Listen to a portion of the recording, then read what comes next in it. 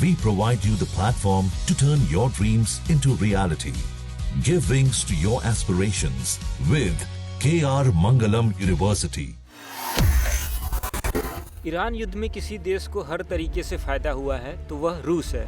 इस युद्ध में रूस ईरान को सैन्य हथियार तो बेच ही रहा था, इसके साथ ही होर्मुज स्ट्रेट बंद होने के कारण वह जमकर तेल निर्यात कर रहा है, जिस कारण उसकी इकोनॉमी चारों तरफ से फायदे ही फायदे में दिख रही है। इस साल अप्रैल में होने वाली तेल से रूस की कमाई पिछले महीने की तुलना में दोगुनी हो गई है।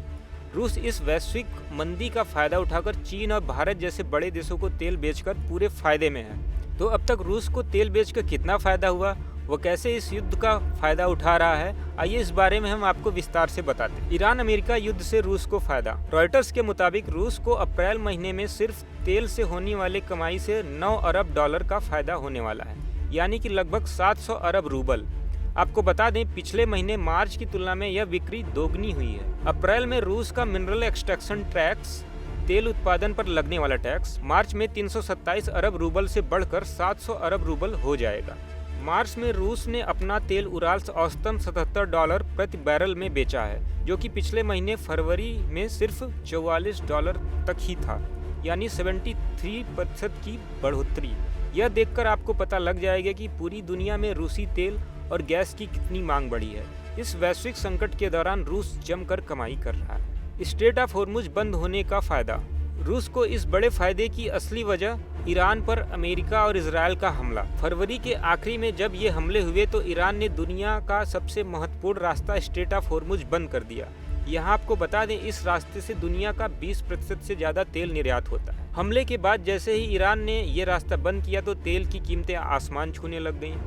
कच्चे तेल की कीमत $100 प्रति बैरल के पार चली गई। तो दूसरी तरफ दुनिया का सबसे बड़ा तेल निर्यातक देश रूस लोगों को तेल सप्लाई करने लगा।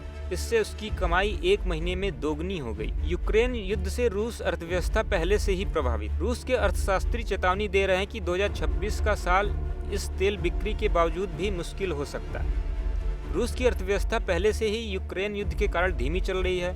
2026 के पहले 3 महीनों में ही रूस का बजट घाटा 4.58 ट्रिलियन रूबल हो चुका है। और सबसे बड़ी बात ये है कि ये फायदा कितने दिन तक चलेगा, ये पूरी तरह इस बात पर निर्भर करता है कि ईरान का संकट कितने समय तक रहता है। अब जिस तरीके से दोनों देश युद्ध विराम की बात कर रहे हैं, उससे रूस को डर है कि फिर से उसकी तेल बिक्री कम न हो जाए। भारत रूस से खरीद रहा तेल। इस साल मार्च में भारत के रूस से तेल आयात में 90% की भारी बढ़ोतरी हुई है। यह तब हुआ जब मध्य पूर्व में आपूर्ति समस्याओं के कारण भारत का तेल आयात घट गया। होर्मुज स्ट्रेट बंद होने से एलपीजी और तेल की सप्लाई प्रभावित हुई।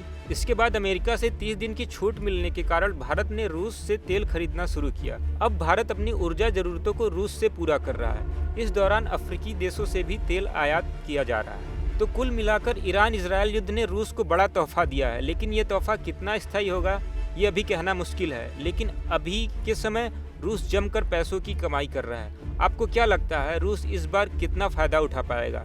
कमेंट सेक्शन में ज़रूर बताएं। वीडियो पसंद आया तो लाइक और शेयर करें।